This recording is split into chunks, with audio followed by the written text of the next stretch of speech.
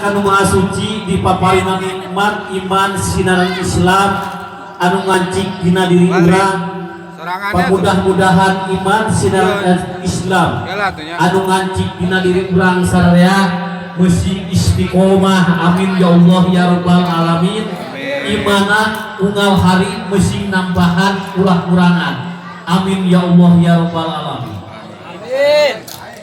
Nomor kedua, tasakuran kanu maha suci, tasakuran diberi nikmat kajajagan, diberi nikmat hayat masih dikandung badan muan. Amin.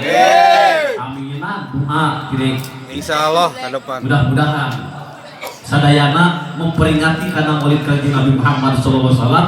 Janji Allah Subhanahu wa taala pek pakai syukuran diberi lengan, syukuran diberi kaki, syukuran diberi panon, syukuran diberi ningali ku Allah Subhanahu wa taala. Alhamdulillah ulama masih kene dipasihan angga hotak anu sampurna.